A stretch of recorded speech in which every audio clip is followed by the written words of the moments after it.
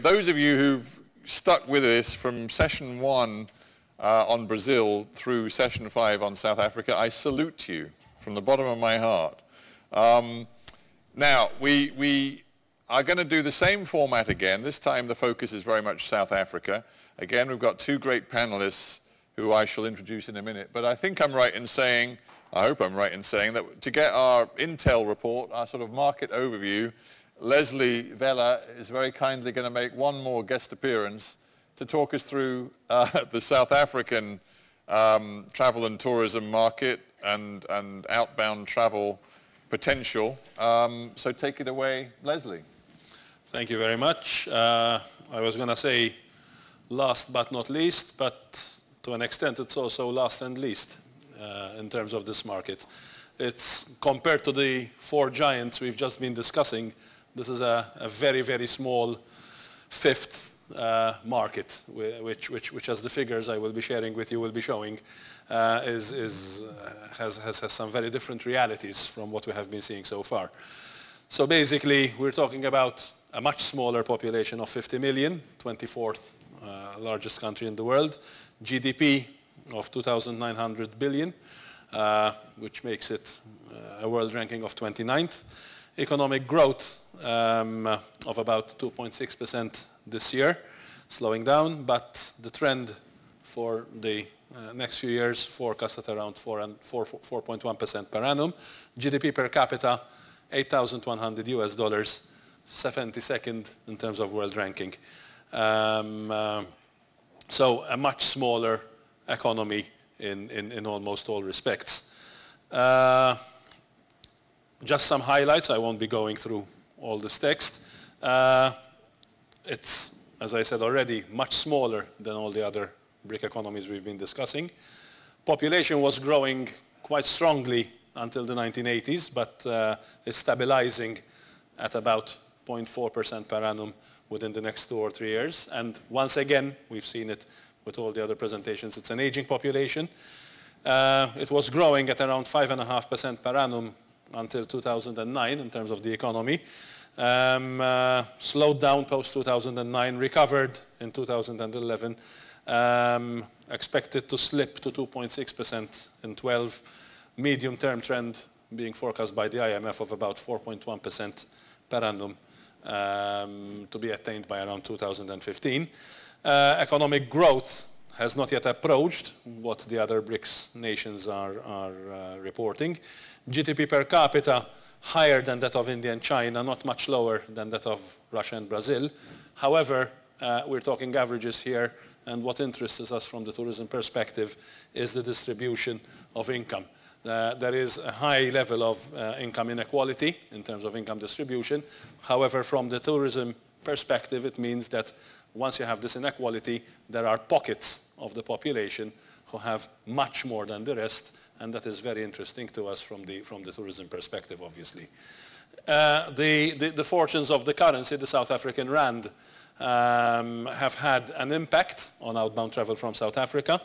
It had collapsed from 7 per US dollar to about 11 in 08, comparing 08 to this year. However, it has been showing also some signs of recovery, but generally there has been a decline of the rand with the dollar, less dramatically with the euro and sterling, which basically implies that the purchasing power of the South African client vis-a-vis Europe, UK and US is declining, which has a negative impact on tourism, obviously. Number of trips, much smaller than what we have been seeing. 4.3 million outbound trips in 2007, the 2009 decline, which was common to almost everyone, up to 5.5 million trips in 2011, although 12% down in the first half of this year in comparison to last year. Spending from 3.9 billion in 07 up to a peak of 5.6 billion in 11, in 2010, going down to 5.2 billion in 11, and a further 19% decline so far this year in the first half of this year. Outbound travel has slowed down considerably in general. which is linked to growth and also linked to the strength of the currency. So that has been a major influencing factor. Air travel remains, particularly for long haul, the most popular mode of transport for obvious reasons because of distance.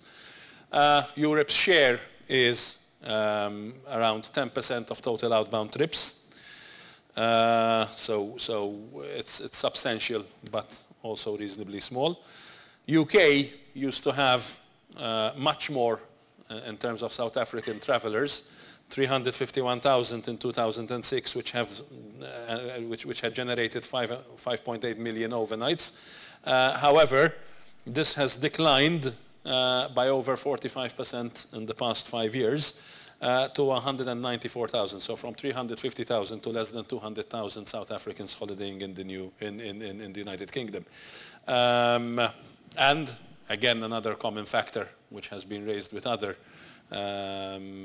markets earlier, it's this time around the imposition of visa also emerges as a very important factor to limit such flows.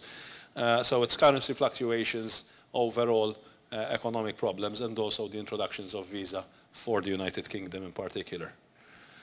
Market size, so we're seeing a market which has stagnated, or even in the case of some destinations even declined, to the extent that a number of countries have closed down their presence in South Africa. However, the good growth potential still remains, subject to the nature of visa restrictions, how much tougher or how much easier they are made to be.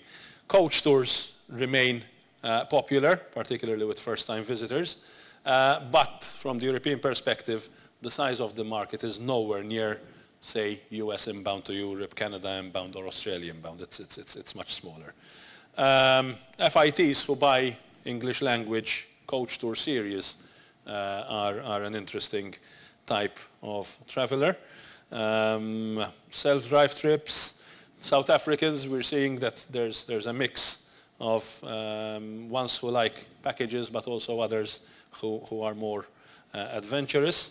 In terms of what they do when they travel, they enjoy meeting local people. They like to visit cultural and historic sites. Again, I think a parallel with Brazil, a country with impressive scenery and nature, but very little in terms of history as we know it in this part of the world. But they also like to visit natural beauty spots and gardens, European capitals, regional cities, etc. And they're also very, very interested in a variety of sports activities and sports events.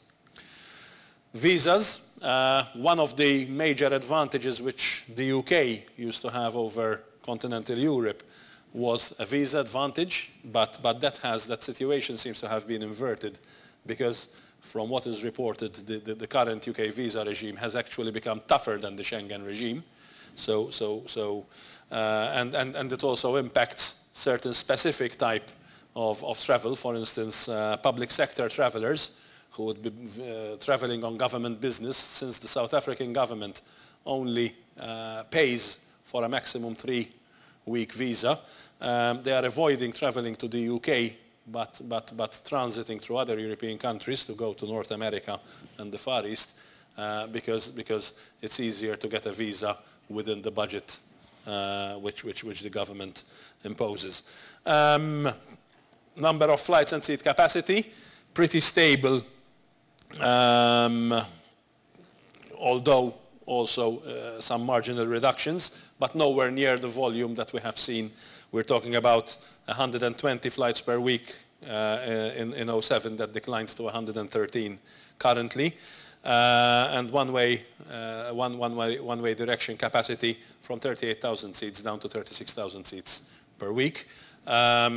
British Airways, South African Airways, Virgin, Lufthansa, with Joburg and Cape Town the most important departure points. So by 2016, the forecast, in terms of forecast, we're talking about 6 million departures from South Africa. There seems to be an interesting shift as South Africans increasingly travel closer to home. Places like Botswana, Swaziland, which do not require long-haul travel, obviously. However, a lot is dependent on the value of the currency, on the value of the rand. If it falls further, it could have an impact on the purchasing power of the South African traveler. And there are economists who argue that the rand should be devalued to make the South African economy more attractive for foreign investment, but that would have an inverse effect on outbound.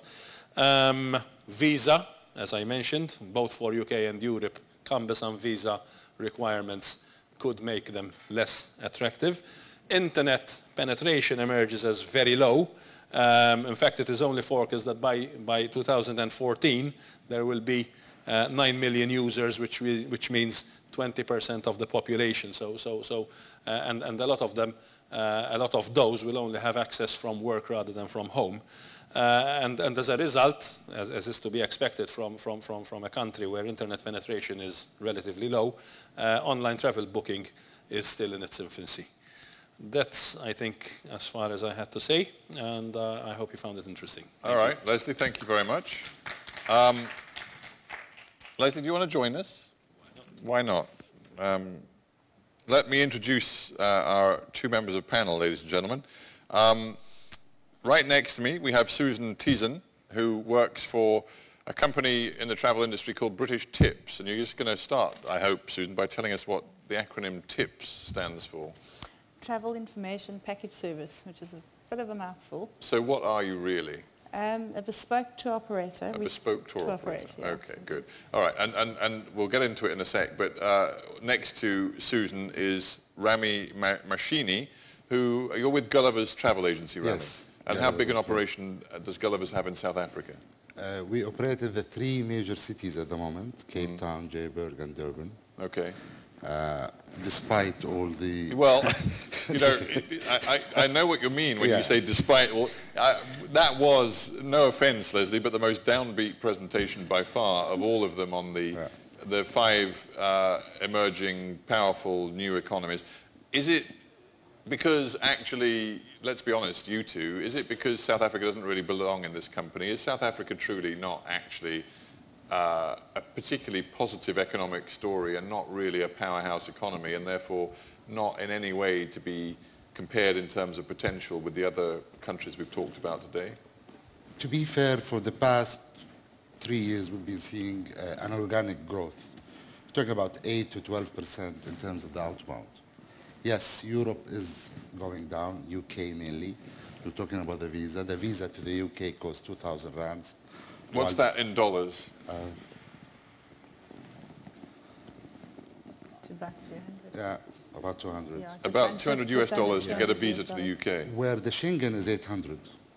So it's about So $80. it's less than half. Well, as of today, it's 1,210 rand for the UK visa, 619 for the Schengen. Okay, so it's you're talking about double the 50%. price.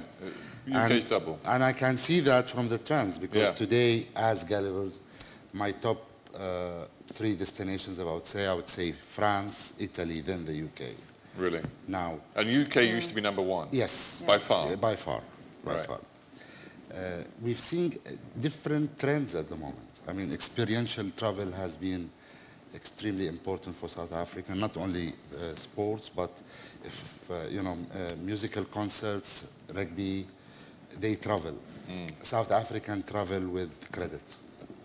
You have a credit card, you can get a visa, they travel. So I think the ability to travel is becoming better. We need to move certain barriers of it. But according to Mr. Downbeat over there, Leslie, more and more South Africans, maybe because of the economic climate in your country, are looking at shorter haul travel. They're more interested in going to attractive African destinations. Well, I'm seeing a lot of stopovers. I mean, because I'm based in Dubai and we have a big operation in Dubai, we've been trying to sell Europe via Dubai through Emirates Airlines, for an example. And you can see that it is improving. I mean, maybe our operation is not as that big at the moment. It is still an emerging market for us.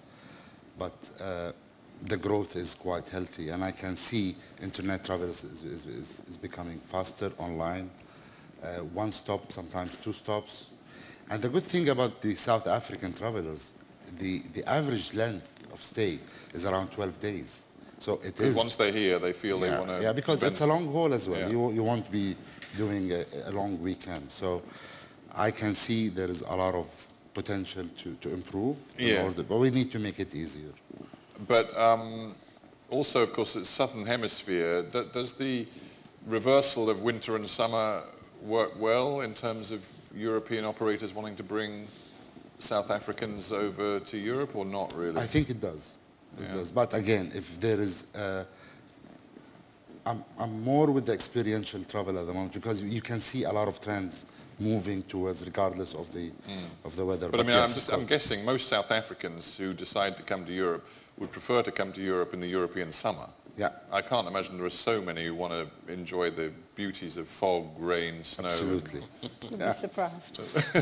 But therefore, so your peak season for bringing South Africans to European destinations is your winter. Yeah. June, July. Yeah. It's also our longest school holiday outside Right. of December. Okay. All right. So Susan, give us your, I mean, again, were you a bit depressed by Leslie's presentation? Did it seem to match your own experience or not? To an extent, the problem with the visa is one understands why they've instituted. South Africans have always had to have Schengen visas, so the visa in itself shouldn't be such a big issue. It's the expense. As I said, I got the price from the office this morning, and it literally is double the price. The other thing that the Schengens do, if you're traveling with somebody on a Schengen visa, your partner or a child, your visa is in fact free of charge. You still have to get it, but it's free of charge. So already you're looking at a... And that's not true in the UK? It's not true for Kids the UK. pay the same price as adults? Kids pay the same price. Wow. So for a family, you're looking at 5,000 rand I don't for know if visas anybody's before here you who start. can react to this in the audience, but it's a disaster. Why would any South African want to come to England, Britain anymore? Well, at 5,000 rand for your visas before you start. So it has made the UK a very expensive option. And it's offended a lot of South Africans as well, obviously. Sure, I'm sure. And is it, every trip you make, you can't get a multiple entry? Or... No, you can. You can get a 6 month, 2 year, 3 year, 5 year, or 10 year. Okay. But if you're not somebody who travels regularly, then you end up needing to get a 6 month visa kind of every 2 or 3 years. Yeah. I cheated. I got a 10 year, so I fought with them once, and I had But to and worry that's for a while. presumably much more expensive. Yeah, just a little bit. Okay, well, I mean, obviously there is a visa issue. Just in brief, I mean, I don't want to, again, you know, I don't want to sound like I've got very stereotypical views, but what I'm interested in South Africa, obviously it's a country that's changed enormously over the last 20 years. And, you know, the profile of the middle class has changed, and frankly, you know, one of the most important trends is the rise of a black middle class, empowering, you know, the majority black population. So the question is, are South African blacks, you know, the black middle class who have some spending money, are they interested in and actively looking at holidaying in Europe, for example? They are, but they actually, as unfair as it is, get put through tighter hoops than your average white South African. Are they? When there's a visa dispute, inevitably, unfortunately, it's the blacks, and they're often denied boarding, even though they've got the visa at the time of boarding. So you'd have to be such a total, determined, enthusiastic visitor to the UK to want to go through this. If you are, you know, a black South African wanting to take your family on the first holiday to Europe, you've really got to want it very badly to go through all this hassle. You do. But there are more and more of them that do, and of course sport is a big draw card. We're finding more and more of them are actually coming over just to come and watch Premier League matches. Right. That's actually my biggest, the corporate market. Is it really? and the sporting market for the blacks. Is it? It's amazing, because I visit Africa quite a lot, and you've got so much Premier League football on your TV that you think it's hardly worth coming, because you can watch virtually every game live on Come on, it's Star much more Sport. exciting live, you've got to admit Super it. Sport. Well, I suppose so. But and is that something you're seeing too? In our case, I think the black Africans travel more in groups than smaller individuals. You know, I'm more focusing on the FIT travelers, but I can see that with the other segment, it's more with bigger groups. We're talking about maybe 2 or 3 families. I'm sorry, I saw that FIT acronym on the board. I didn't even know what is FIT? Foreign independent traveller. Foreign independent travel. Yeah. Right. Okay.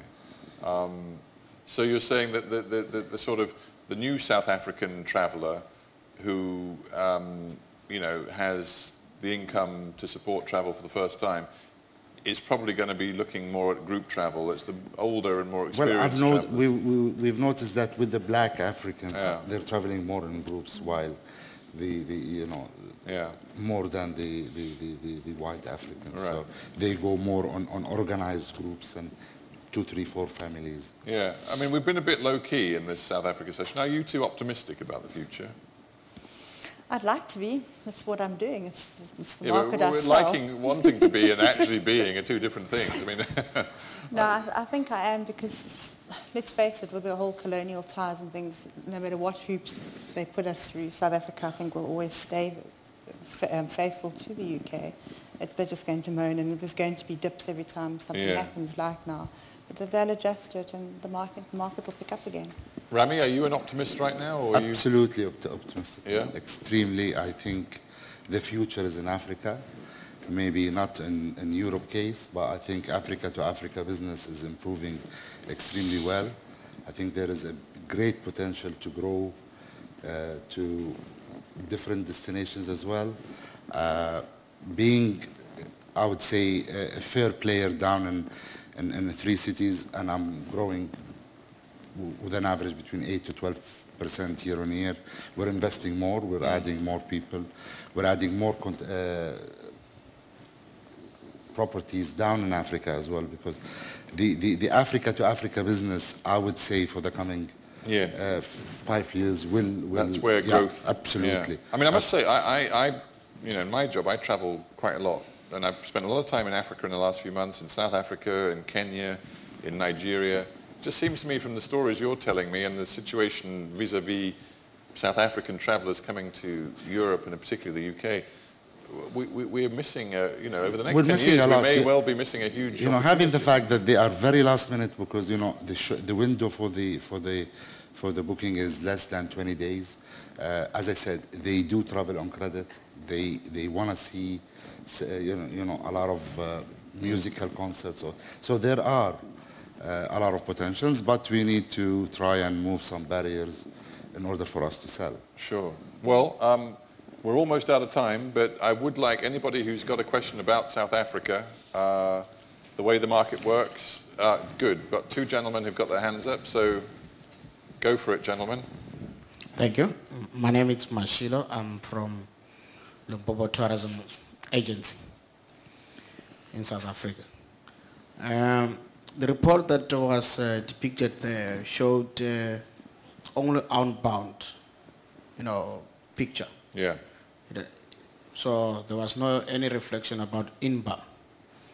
And as a result, ourselves participating here would have wanted to see that kind of a picture, also to check as to whether the UK clients, are they interested in doing a long overhaul or not? Thank you. You mean looking at the picture of UK tourists coming into South Africa? Yeah. Well, I guess our main focus today was on outbound travel from these emerging economies particularly into Europe. But I mean, in brief, what are you seeing in the trends from UK into South Africa? Well, I see the inbound to South Africa, not only from the UK. I see a lot of improvement. I think you've done a great job with the World Cup. This have given a lot of potential for more travelers, and we as Gullivers are investing a lot in contracting more African properties around South Africa. There is a lot to offer. And again, we do have some growth as well into South Africa, not necessarily from Europe, but first of all, I think your first source market in South Africa would be Africa itself. You have a great things. The limitation on certain properties in certain cities is still a barrier as well, because Europeans like to travel. They would like to read, understand where they're going before, so they go more on fixed tours. And I see the long haul is maybe dropping that segment a bit. All right, and so you had a question too. My name is Eddie from South Africa. I represent the Hospitality Association, which is called FEDASA. One of the things which is a concern, it goes back to the visas. About 3 weeks ago, I wanted to go to Madrid to the UN WTO meeting. I bought a ticket via London. Probably a big mistake, but... Believe you me, it was the biggest mistake. Really? I had to go and buy another ticket so that I go via Frankfurt. Really? Now, it's even a mission to get a transit visa. It's unbelievable. The second point is the processing period. I mean, Steve Jobs, with the technology, he has been there. How in earth does it take 15 days to process a visa? Yeah. I just don't understand that. And this is one of the leading nation in the world, but 15 days. I think something needs to happen. Either we get the transit visa to be processed, even if it's at the airport. I think in Dubai you get things like that quicker. You tell the guys that I am not going to go to the shop. Still, you can't get. Yeah. I think something needs to be done. Well, I thank you. Have deep sympathy with that sentiment. Obviously, unfortunately, it's beyond my pay grade and my gift to do anything about it. But does anybody believe anything will be done? I doubt it, but the thing is, that's also what's costing a lot of your higher-end traveller often wakes up on a Thursday, oh, there's a match on Saturday, let's go, or it's Christmas next week, let's go, and they can't. No, and you're losing your big money clients like that. Well, I'm sure there's a lot of people in the room who would agree with you, and obviously the UK government has to make a decision. Is this, the legacy they want to leave? I don't know. If I can make him happier, it takes sometimes 3 weeks for other nationalities, so 15 days at the moment, to be fair. And I think this is something globally that needs to be done. Sure. In certain countries, you're not even allowed to apply for the visa. You have to send it by DHL or by courier and wait. We as tour operators and travel agencies need to give you a voucher, which 90% is fake, saying that you're staying 2 nights in London. We don't know if you're going to stay, because if I book you, you will end up paying cancellation charges. So I would say that there is a major I think challenges. There clearly is. Sorry to cut you off, Rami, but we've got to have one last comment, and then are there 2 of you wanting to comment, or 1? Yes. Well, madam, no offence, but you've had quite a few comments. Let's get the gentleman to comment, because it's going to have to be the last one, because we're out of time. So. No, thanks. I'm Zed Luzipo from South Africa, KwaZulu-Natal Tourism and Shark Sport. I won't talk about the observation that I've made. I think there is one part to me that is additional. Probably it's a general observation about Europe, specifically the UK.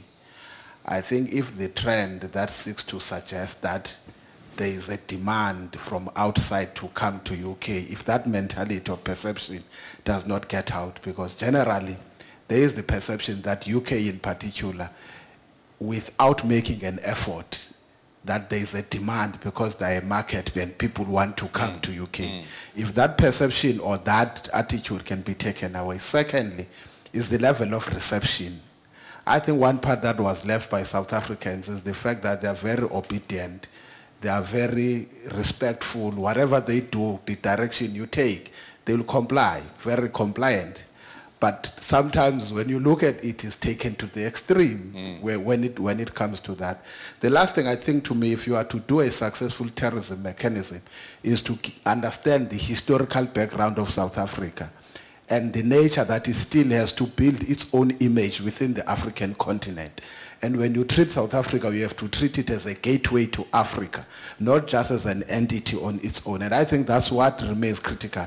Hence, you will find the shift either to the African continent itself or to the question of Africa Pacific is the one that becomes the factor at the end of the day. So I think those are the key issues to me that needed to be factored in the report. Well, well said. I don't know if anybody in the panel wants to add to that, but I think we've got a very clear picture that there's a problem here. But anybody want to give a final thought?